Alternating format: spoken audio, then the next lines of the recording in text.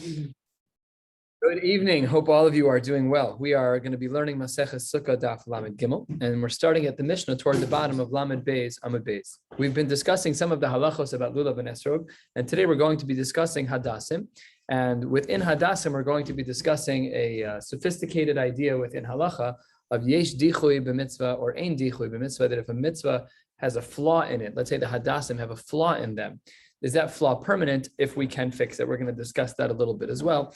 But let's start with the fresh Mishnah. We're 3/4 of the way down on Lamed Beis Amud Beis. The Mishnah opens, Hadas hagazul v'hayavish pasol. If your hadassim are stolen or dried out, they cannot be used. Shel ashera v'shel ir nidachas pasol. Here too, if they are from a tree that is an ashera tree, or from an ir nidachas, which is deserving of destruction, if it's from those cities, then they are pasol as well. Niktam rosho, if the top is cut off. Nifritzu alav, if its leaves are spread out. Or shahayu anavav merubos me'alav, if the grapes or the berries that grow on them are greater than the number of leaves. Number, volume, good question. Then that would be pasol as well. The Mishnah concludes, miatan kasher, if you removed the berries that created for this imbalance where there were more berries than leaves, then if you remove them, then it's okay. It's not a permanent psul, it's a temporary psul. Last line of the Mishnah, on Yom Tov, one should not pick off the berries in order to make their hadassim kosher. It seems to be simple, but remember, it's not attached to the ground. So we're not talking about kotzer, right? Kotzer is when something's attached to the ground and you tear off a berry. That's an isser deraisa, malacha deraisa, for sure not allowed. We'll see in the Gemara before we conclude today what this is all talking about. We're going to be learning until the next Mishnah, Emir Hashem, on the bottom of Lamed Gimel Amud Beis. So we'll touch all parts of this Mishnah. The Gemara opens, Tanu Rabbanan, let's talk about the basics. The pasuk writes, Anaf eitz avos. It is going to be the branch of a tree that is avos. What does avos mean? Sha'anafav chofenes eitzo, where the leaves actually cover over the wood. And if you think about your hadassim, you can probably see the wood of the hadassim, but by and large, what you're seeing is green. The far majority of the wood is covered by the leaves. Ve'ezehu, which type of tree is this? This is speaking about hadassim as we know. Maybe we should say that it's true about an olive tree. No, we need the wood to be covered and it's not. Maybe we should say a chestnut tree also. They have leaves. No, there too we need the leaves to be covering the wood and they are not. Maybe we should speak about an oleander tree, which also has leaves. Even though that does solve some of the other problems, it has its own issue. It's uncomfortable to hold. It's a very prickly type of branch, and therefore that can't be what the Torah said was going to be. What? Yeah, take this for Succah. Yeah, it's just uncomfortable. By the way, what a sensitivity. It's not a psul minei ubei. It's derecheh darchei noam. The Torah is pleasant. It can't be that this is pshat in the mitzvah. It's a beautiful idea. If the hadassim what we know isn't the hadassim, but if we were to say that it was from the oleander tree and picking up that branch was uncomfortable, says Abai, that can't be what the Torah says was the actual hadassim. Rava Amar Mehacha, that the hirdov tree, the oleander tree, has another problem with it. He says, "Emes v'hashalom ehavu." Those eerie words will be said during Hineni in just a few weeks' time. So what does that mean? So if you take a look at Rashi, 8 lines from the bottom, Rashi says,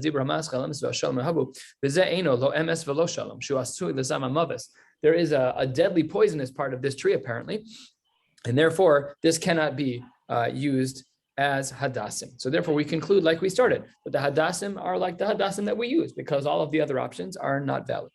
Tanu Rabbanon, the rabbis teach us, we're 8, 9, 10 lines from the bottom, Kalua kimin kliya v'doma l'shalshelis. It looks kind of like a braid of sorts, and it's made in triples. Zehu hadas. This is how we define the hadassim. Rabbi Eliezer ben Yaakov Omer anaf eitz avos. What's pshat in the pasuk?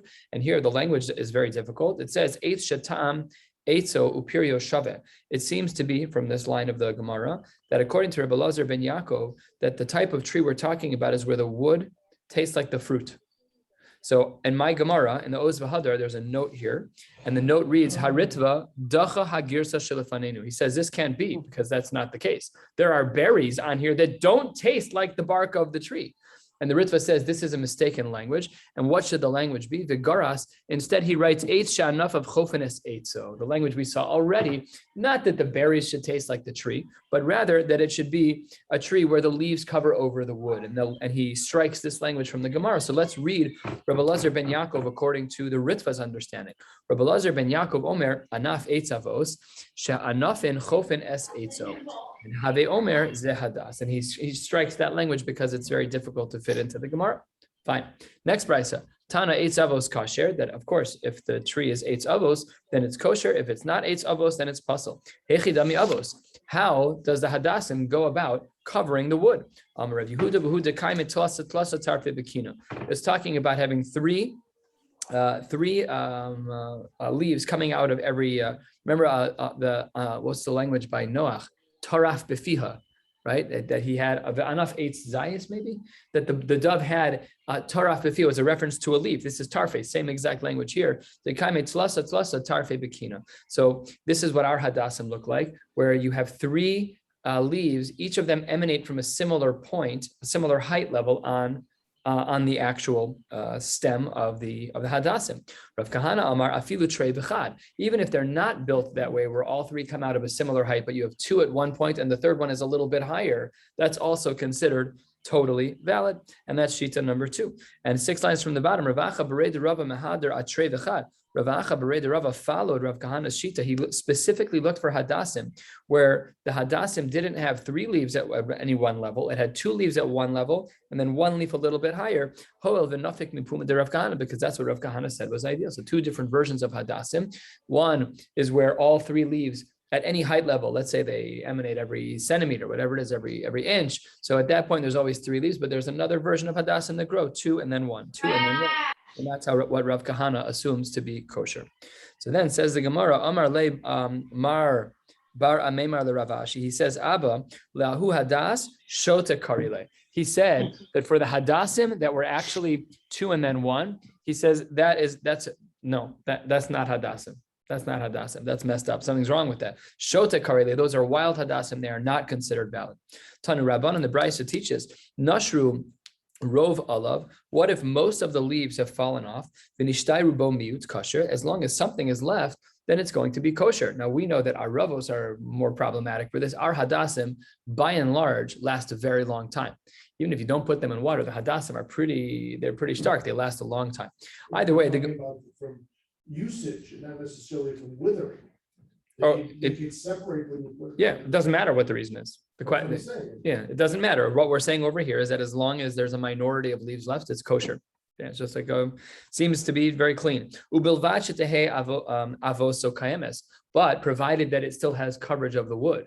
Wait, hold on one second. You're going to lose 80% of your leaves, and you're still going to be able to cover the wood. So says the Gemara, Hagufa kasha. That's like, speaking out of both sides of your mouth. Amris nashru rov olav kasher. You said that if most of the leaves falls off, that it's kosher. The hadar tani, and then you said avoso kayemes, provided that all the wood is still covered. But kevan the nasri lahu trei avos hechi mishkachasla. But if 2 out of every 3 leaves have fallen off, it's 3 at every corner, 3 at every height. So then you're left with 1/3 of all the leaves. How do you have coverage of all of the wood? Doesn't make any sense. Says the Gemara, well, it makes sense if you know a lot about these things. So, hechi mishkachasla, what's the case? Says the Gemara, Amar Abaye, mishkachasla, we have the following case, top of Lamed Gimel, Lamed Aleph, be'asa mitzra'a. When we're talking about hadassim from Egypt, the kaime shiva b'chad kina, 7 leaves come out of every point of departure of leaves.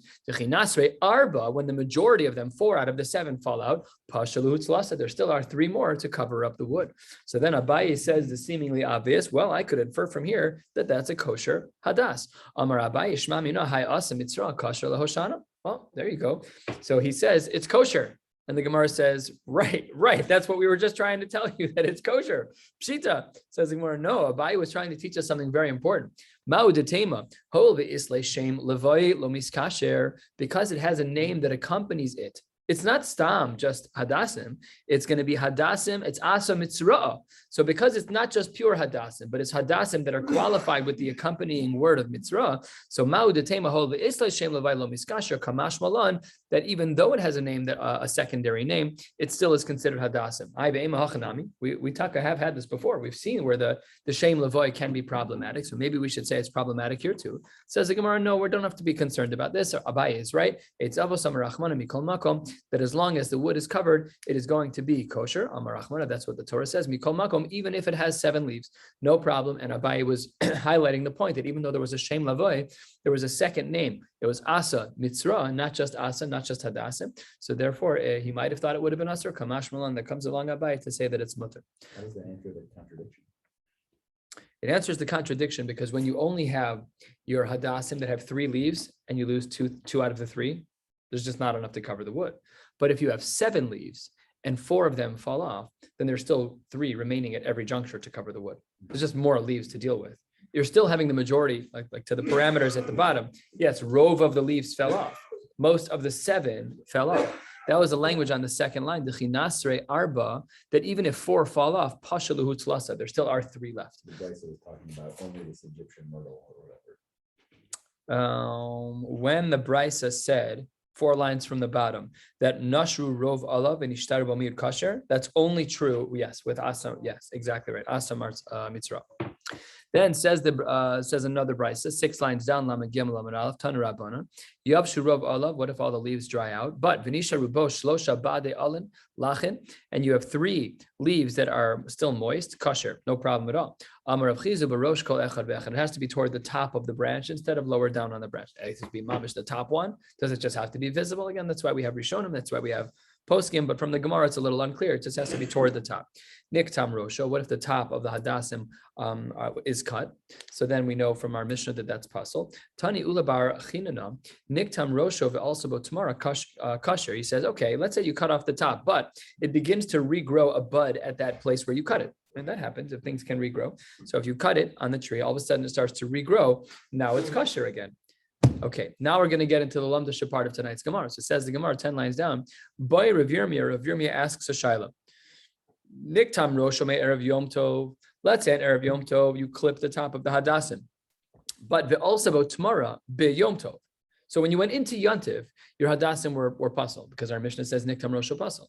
But by morning there was a bud growing out of the top of the hadassim. So what do we do now? So it says the Gemara, Mahu, what's the din? Yesh dichui etzel mitzvos olo. Do we say that once a mitzvah is invalid, you're just done? When we went into Yontiv, those hadassim were not kosher because it was niktam rosho. Only by morning of Yontiv did it have the bud growing on the top. But when you went into Yontiv, it was not. Do we say that's dichui? Now it's pushed off. This can't be used as a mitzvah anymore because it's ruined. Even though by morning it had the tamara, it had the bud growing at the top, or do we say that there is no dichui and it can be used? Says the Gemara, we can answer that one. V'tif shulei, maybe we could learn the answer to the question of whether or not there's dichui mitzvos mehaditnan from the Mishnah that discusses the mitzvah of kisui hadam. We know that after shchita of certain animals that there's a mitzvah of kisui hadam, and the Mishnah writes kisahu v'niskala. Let's say that the shochet does shchita and the blood is now on the ground, and so there's a mitzvah of kisui hadam. So the shochet or somebody takes the sand, takes dirt, and they cover the blood. Okay, you did a good job. But then v'niskala, someone steps on it, whatever the case. Now the blood is revealed again. So the halacha is pater milachasos. That's when you're involved biyadayim. Once you do the mitzvah, you're done. However, says the Gemara, kisahu haruach. Let's say the weather was like tonight. It's very windy out. So all of a sudden, you did the shchita. There's blood on the ground. A gust of wind comes, and now all of the blood is perfectly covered by the sand. Okay, so the halacha is too bad, chayav l'chasos, because you didn't do anything. You didn't do a mitzvah. Yes, the blood was covered, but you didn't do anything. It's only true if the wind then again uncovered the blood. But if the wind doesn't again reveal the blood, then you are going to be exempt from covering the blood. There's no mitzvah. When we analyze it, even if it were to be revealed, why is it any different than the first case where a human being covered it? Even if so says the Gemara, we should have assumed that hol ve'idche, idche. Once the mitzvah was pushed off because sand or dirt covered the blood, then it should have been pushed off. So what should we assume from here? We should therefore assume that mitzvahs don't go away. If you do a mitzvah and it's possible that there could be a reversal of that mitzvah, if we say ein dichui etzel mitzvahs, then the mitzvah could come again. You cover it with sand, wind blows, chayav again, right? It could be just forever going on. You should do a really good job of you got to put it in a box or something to make sure that it doesn't happen. A mitzvah of burying a mace, and we don't let's say someone buries, not like the way we do, 6 feet underground below the frost line in a heavy casket, right? And then the mace floats again. You have a mitzvah to bury the mace again. Ein dichui etzel mitzvahs. Every mitzvah could be cyclical like that. So it says the Gemara, that's what's implied from this statement of Rav Papa, learning from the case of Kisui Hadam. That should be able to answer our question to say, Ein dichui etzel mitzvot. What was the case we were talking about? We were talking about the case of Niktam Rosha Me'erev Yom Tov, but also about Tamar B'Yom Tov, where you cut the Hadassim before Yom Tov, and the bud grows right as after Yom Tov begins. So we should have said that Ein dichui etzel mitzvos, and that we should be able to use these hadassim. Says the Gemara, you can't learn from Rav Papa. We're almost halfway down, a third of the way down. Lamed Gimel Lamed Aleph. The Rav Papa gufa mibayle. I was dafka asking according to his shita, who says Ein dichui etzel mitzvos. Mifshad pashid le. Is it so obvious to him that that's the case? Ein dichui etzel mitzvos, or is he just being machmir? Lo shna lekula v'lo shna lechumra. No matter what, do we say it across the board? Or odilma svuke misafkale ulechumra amrinan and lekula lo amrinan. Maybe he's only going to say when you're machmir. How sure is Rav Papa about this idea of ein dichui mitzvos? How sure is he? If the mace comes uncovered, if the blood becomes uncovered again, is he just being machmir, or is he saying that ladina, technically speaking, you now have a new chiyuv or a continued chiyuv to cover that blood? So says the Gemara, take it. We don't know. We don't know exactly how far Rav Papa would have taken it. So says the Gemara, maybe we should assume the machlokes of dichui or not is a machlokes tanaim learned from elsewhere. Lema ketanaim. Maybe we should assume that the machlokes of dichui b'mitzvos is evident in the following brisa. What does the brisa say? Avar v'likton pasal divi Rabbi Elazar ben Tzadok. Let's say that you had that hadassim where the berries were greater than the leaves, but you violated halacha. Avar v'likton, you plucked off all of the berries to make the hadassim kosher. So Rabbi Elazar ben Tzadok says pasal. V'chachamim machshirin. Doesn't this sound a little bit like the dichui? Because according to the shita of Rabbi Elazar ben Tzadok that it's pasal, it was dachui. It was already out of commission. It was dachui because it was already pasal because there were more berries than there were leaves. Or do we say like that v'chachamim machshirin? Maybe we should say like the chachamim that they should say that it's mutter because right now the berries were removed, so that's ein dichui. The mitzvah continues as long as I can make this kosher and viable for the mitzvah, I shall. So says the Gemara. Before we get to our discussion, Savruha, the only way to understand this is to avoid another sugya and shas altogether. What is that? So says the Gemara, Savruha, Tekule Alma, Lulav, Ein Sarich Eged. When we're looking at this machlokas between Rabbi Elazar ben Tzadok and the Chachamim, we have to assume the following, that Lulav, Ein Sarich Eged. Why do we have to assume that there's no requirement to bind everything together? Because if they're bound together and then you pull off the berries, that's called Tasev V'lo Min Ha'asui. So I've got my lulav with hadassim and aravos. My hadassim are pasal, they're covered in berries. I have my eged already there. My lulav is ready to go. And I start plucking off berries. That's tasev lo min asui. So says the Gemara, the only way to understand this whole machlokes is if we say the kuli alma lulav ein sarich eged. It must be that this machlokes does not require eged, because if it requires eged, it's tasev lo min asui. Or if you want to say that there is eged, then we'd have to say that this is a case where there's no tasev lo min asui. How do we get to the point of saying that there's no tasev lo min asui? So says the Gemara, how do we avoid tasev lo min asui? Because lo yalfinan lulav misukah. It must be that our requirements for lulav are different than our requirements for sukkah. What do we have by sukkah? Dichsiv ba ta'aseh v'lo min ha'asui. So by sukkah, we have ta'aseh v'lo min ha'asui. But who says it applies everywhere? Maybe it doesn't apply by lulav. So you could have a scenario whereby you hold of eged, and you have your lulav, hadassim, and aravos bound up perfectly, covered in berries, and you sit there before you end up plucking off the berries, and it's perfectly mutter. Because there's no din of ta'aseh v'lo min ha'asui by lulav. By the way, until this, whoever would have thought the Tasa V'lo Asui was limited. We would have assumed that it applied everywhere where a mitzvah was not done perfectly. We would have assumed. So says the Gemara, Lav Dafka. And now, if we assume that this is the case, that we can avoid the issue of Tasa V'lo Asui, then what we would say is as follows, 2/3 of the way down, my Lav B'hakim Miflage. It must therefore be that when we talk about plucking these berries off, what is the discussion? Demand de Pasil, the Shita of Rabbi Lazar ben Tzadok, who says that plucking off the berries is pasul. Savar amrinan yesh dichui eitzel mitzvos. He says, yeah, the mitzvah is done for because it was already a non-kosher set of hadassim because there were too many berries. Uman demachshir, the sheet of the chachamim that says that even when the berries are plucked, that the hadassim are kosher. That's uman demachshir savar lo amrinan yesh dichui eitzel mitzvos. He says that you can't ruin the mitzvah as long as the berries are gone, as long as the ratio of leaves to berries is appropriate, then it's kosher. So maybe we should say that our machlokes that we've referenced at the top of the page is the same as the machlokes here between Rabbi Lazar ben Tzadok and the Chachamim about Avar v'Likton. Says the Gemara, no, absolutely not. The Kulei Alma, maybe we could understand this machlokes in a different way.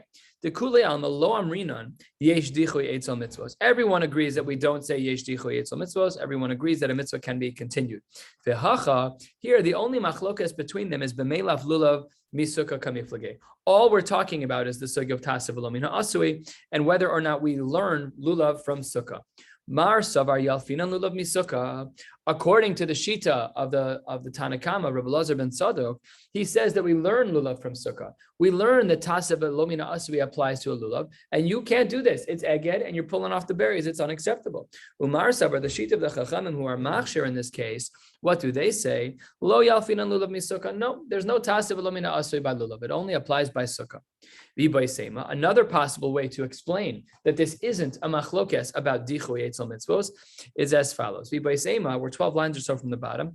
Isvira lan lulav tzarech eged. If you're of the opinion that a lulav does have to be bound, then kuli alma yalfinan lulav misukkah. Then I could have explained that both the Tanakama, both Rabbi Lazar ben Tzadok and the Chachamim hold that yalfinan lulav misukkah, that we do have a concern of Tasa V'lo Asui. V'hacha b'lulav tzarech eged kamiflage. And all we're talking about is this discussion of lulav tzarech eged or not. And that's a common machlokas. We've had this before. Ubeplukta tahani tanoi, like the following tanoi. Titania lulav bein agud bein she'eno agud kosher. According to the Tanakama, whether or not there's eged, the lulav is kosher. Rabbi Yehuda Omer agud kosher she'eno agud pasor. Rabbi Yehuda drops the line and says absolutely not. There has to be eged. My time at Rabbi Yehuda. Why does Rabbi Yehuda say that we require eged? We've seen this previously because yalif lakicha me'aguda sezo. We learned this already, that there's already a mari makom. He says there's a gzera shava between the two words of lakicha. We'll see the psukim now, as we saw earlier, and that's why he holds that there has to be eged by a lulav. So what are the two psukim? Ksiv hacha, last short line, lamed gimel lamed aleph. It says by our discussion by Sukkahs ulkachtem lachem b'yom harishon, the word lakicha. Uksiv hasam in regards to the paraduma ulkachtem aguda sezo. Malahalan aguda, just like over there, it's all bound up. Avkan aguda, and here, therefore, by Sukkahs, we also say that there is a requirement for eged. The Rabbanon, what do the rabbis have to say about this? They've never heard of this gzera shava. And just as a background, not every time you see two words are you allowed to make a gzera shava. You're not allowed to do that. That's only if you have a special Masorah. Rabbi Yehuda had the Masorah and the Rabbanon didn't. So in short, the Gemara tried to prove that, tried and failed, that the machlokes that we started with at the top of the page, not the machlokes, the question we asked about if you have an hadassim that prior to Yontiv, you cut the top and there's nothing growing yet on the top, it's just a fresh cut, but on Yontiv it grows a little bit more and now it's like rounded out, ready to grow more leaves. So we wanted to know, does that count, yes or no? And it's unclear from the Gemara in that regard. What? How can it grow if it's not in the ground? No, things can grow if they're in water. They can. They can. Poskim discuss this by Hilchos Shabbos. Are you allowed to put a bouquet of flowers, a cut bouquet of flowers into water on Shabbos? It's not real growth.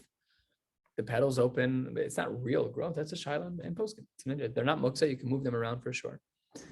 It's an interesting discussion because it's not actually planting anything. So anyways, yes, things can grow a little bit as long as there's did you ever see sometimes when there are flowers, they'll put like more expensive flowers. With that one flower, the stem will be in a tube of water so that it can absorb more and continue to grow. So yeah, there is some growth that can happen. Yeah. So then says the Gemara 5 lines from the bottom, just a quick side question, one that we've seen as well. Mantana lahadatan Rabbanan, who is the author of the following brisa? It doesn't make sense with either shita in regards to the machlokas we just quoted. What does the brisa say? Lulav mitzvah laogdo. We haven't seen this yet. I mean, we saw this brisa earlier, but not on the flow of this Gemara. According to the Tanakama, it seems that there's a mitzvah to do eged, the imlo ogdo kasher. But if you don't do it, it's still kasher money. Who is the author of that? Rabbi Yehuda, that can't be Rabbi Yehuda. Remember, Rabbi Yehuda said lakicha lakicha. He says that there's an absolute chiyuv that there should be eged, that you have to put the hadassah, maravos, and the lulav together. So Rabbi Yehuda kilo agdon amai kosher. He would never say that it's kosher if you don't do eged. And Rabbanan, according to the rabbis who say you don't require eged, my mitzvah kabid.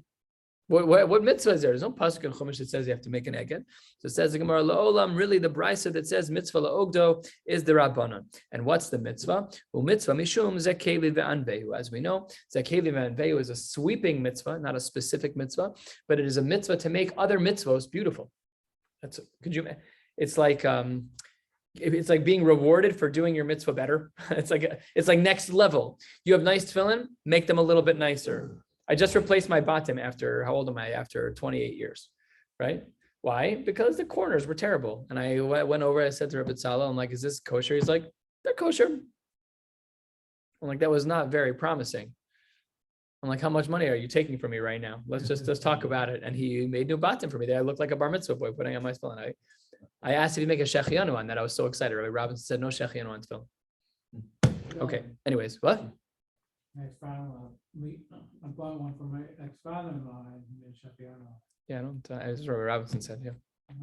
3 lines from the bottom. Oh, shahayu anav of merubin. When we spoke about if there were more berries than leaf. Amar of Chizda, davar zeh Rabbeinu Hagadol amru. This the following was said in the name of Rabbeinu Hagadol. Rashi, 3 lines and 2 lines from the bottom says we're talking about Rav, not to be confused with Rabbeinu Hakadosh, which is a common reference to Rebbe. This is Rabbeinu Hagadol. Who's holier? Okay.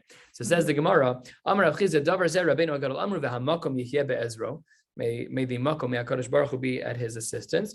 Lo shanu, where do we say this halacha in our Mishnah about the berries? Lo shanu ela b'makom echad. That's if all the berries are concentrated in one spot. But if it's spread out in 2 or 3 places, it's going to be kosher. Says the Gemara, absolutely not possible that Rav said that. Omar le Rava. Rava said, no way. Top of Lamed Gimel Lamed Beis.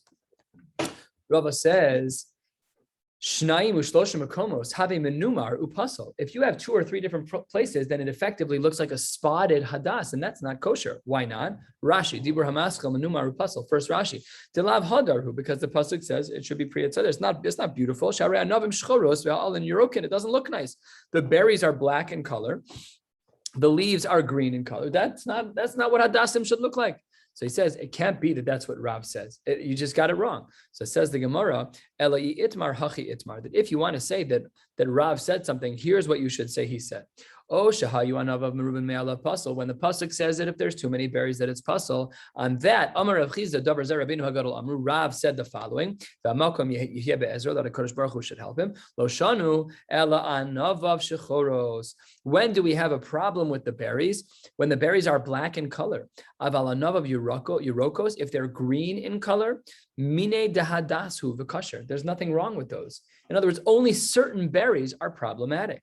Amar Rav Papa, and making a bridge that we never would have thought would have been made into a bridge. The same halacha is true by Hilchos Nida. Amar Rav Papa adumos kishchoros damyan. In regards to the color of red and the color of black, they are similar in halacha. So therefore, if the hadassim had either red berries or black berries, either of them, that would be a psul. But if they're green berries, mutter, even if they're the majority.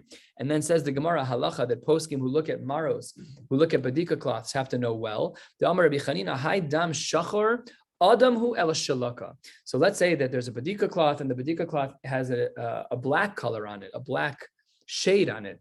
We presume that is dried blood. That's dam shalaka. That's blood that has dried out. And because that's the case, if it presents that way, then she could potentially be a nida. If it's on a badika cloth, she would be a nida. So these are very, very difficult to distinguish at times. And we got a posek in our base medrash who was very good at this. So, but dam, that's the psak in halacha, is that if there is dam shalaka, when blood dries, it turns black. And therefore, black and red are equivalent in halacha, not only by hilchos nida, but also as well by the hadassim. Says the Gemara at the 2 dots, 10 lines down, Lamed Gimel Lamed Beis. im miatan kosher, that if you remove some of the berries, it's going to be kosher. So says the Gemara, de me'atin hu emas. When were you pulling off these berries? If you're pulling them off, the berries, before you do the eged, a pshita, that's obvious. You're prepping it the day before Yontif. You're pulling off all the berries. By the time you're done, you've got the right ratio of leaves to berries. Of course, that's going to be mutter. Ella, you're right. That can't be the case. That's too simple. So says the Gemara, Ella, it must therefore be lebasar de la agde. It must be that you're plucking off the berries and improving the ratio of leaves to berries after the eged. And what do we see from here? Dichui meikarahu. We see that this seems to work, right? Imiatan kasher. So if it's true that imiatan kasher, that if you remove the berries, even after you did the eged, so that shows you that you can make something kosher even after it's not kosher, just by pulling off the berries.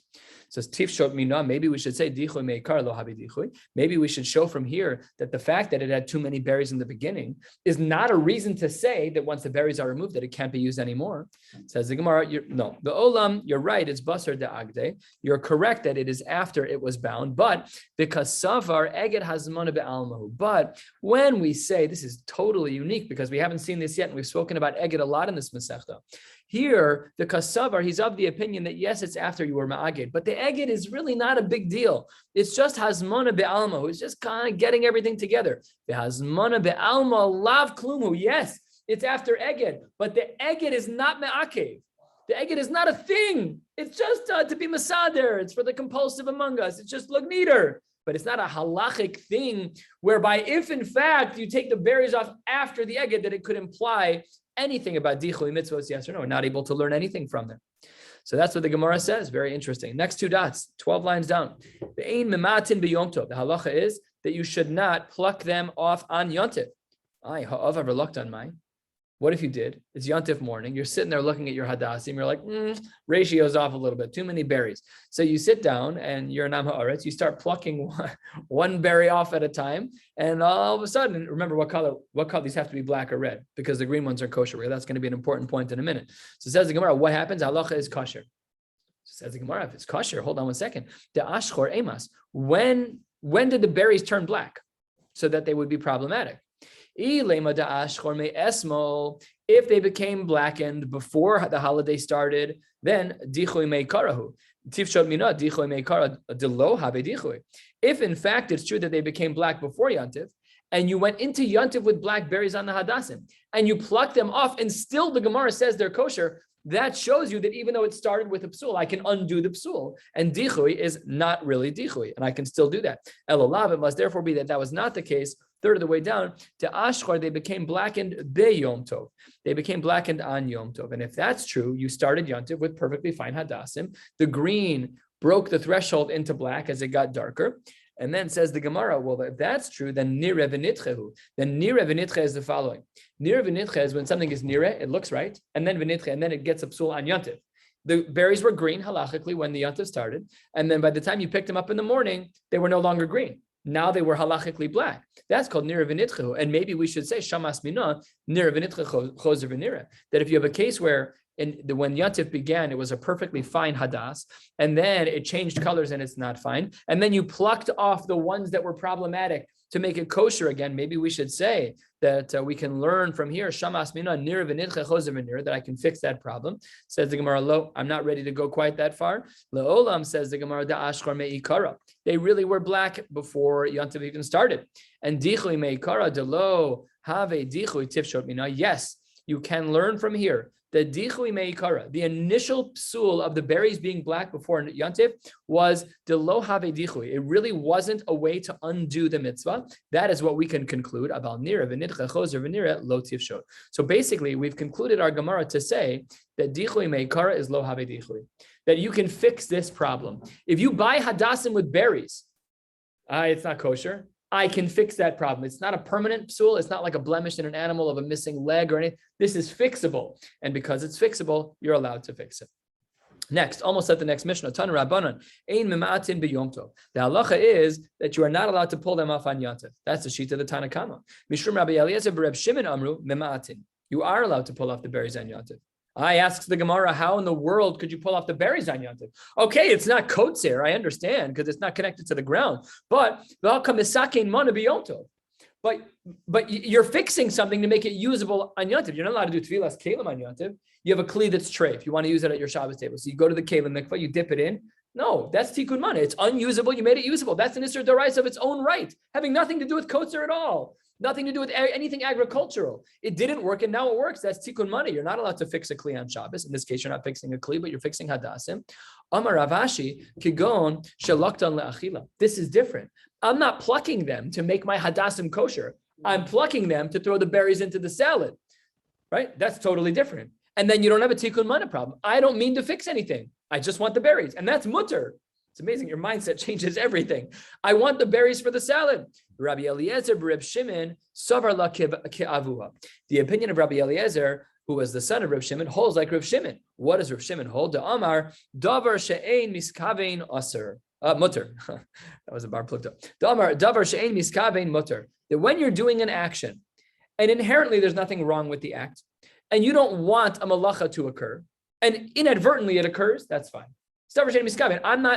I don't care about the what? It's the bench in the sand. It's the bench in the sand. That's right.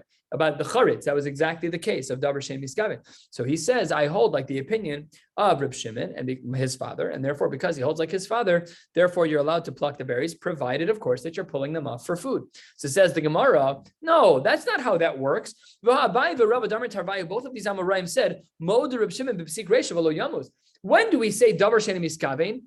Only when the result is not a definite malacha. But here you're definitely fixing the hadassim. So you can't just throw the term out of davar shein miskaven mutter. Davar shein miskaven mutter is only when the result is inconclusive. So I just was talking to my son about this the other day. We were talking about davar shein miskaven. I don't even know how it came up. And I said, imagine you're sitting at a chair and you're bouncing a ball off of a wall. Just bouncing a ball. There's a light switch there. You're not bouncing the ball on the wall because of the light switch, not even in the back of your mind. You're just bouncing it. And then inadvertently it turns off the light. That's davar shein miskaven mutter. That's okay. Your intention is not that way, and the conclusion is not absolute. But here the conclusion is definite. The more berries you pluck, the closer you get to the line. You pull off all the berries, you just made that hadas kosher. Even Reb Shimon wouldn't agree to that. So says the Gemara, where are we? Whoever would have thought. Like, yeah, no, we're really only plucking this for berries. I already have my lulav. It's on the other side of the house. This was extra hadassim, which I don't need for my lulav and esrog. I'm just plucking it because I want the berries, and that's actually mutter. But if it was your hadassim for lulav and esrog, that would not work. Last little sugya for the night. Tana Rabban, and the rabbis teach us hutar igudo b'yom tov. Let's say that your eged becomes undone on Shabbos, or Yantiv, and you need to retie it if you hold that eged is a requirement. So then, ogdo ke'aguda shel yerek. Then what you should do is you should tie it up like you would a bundle of vegetables. Today we use rubber bands. How did they tie up bundles of vegetables? They would wrap the string around many times and not tie a knot, and just tuck in one of the ends. That's how they would tie their vegetables. So says the Gemara, ve'amai, why would you do that? Le'an ve'me'anev. We tie our shoes on Shabbos, we tie our ties on Shabbos. What's the big deal? Says the Gemara, and we saw this shita as well. Hamani, who is of the opinion that tying a bow on Shabbos is problematic? Rabbi Yehudahi. Ta'amar aniva kshira ma'al yasahi. Because he holds that tying a bow is what's called a kesher shel kayama, your classical isur d'oraisa knot, and therefore problematic. So says the Gemara, but wait 1 second. Rabbi Yehuda, remember Rabbi Yehuda, the same Rabbi Yehuda who said lakicha, that eged is a requirement based on Gzera Shava. If you hold a like Rabbi Yehuda, that you need eged, so eged ma'al yasabai. So then you wanted to wrap it round and round and round with no knot. That's not called eged. If you're Rabbi Yehuda, then you need a real eged with a real knot. And the way you tie up vegetables, that's insufficient. So says the Gemara, you're absolutely right. This Tana is not Rabbi Yehuda. Hi Tana savar kavase bechada upalagale bechada. This Tana holds like Rabbi Yehuda in one way, but not like Rabbi Yehuda in another. He holds like Rabbi Yehuda that you're not allowed to tie a bow. That's true. But he also doesn't hold like Rabbi Yehuda in regards to eged. And because that's the case, he therefore doesn't require there to be a formal knot. You can just use the knot of ogdo ke'aguda shel yerek. We'll stop here at the Mishnah and pick up in Mir Hashem tomorrow night with Daf Lamed Daled. Wishing you all a beautiful night.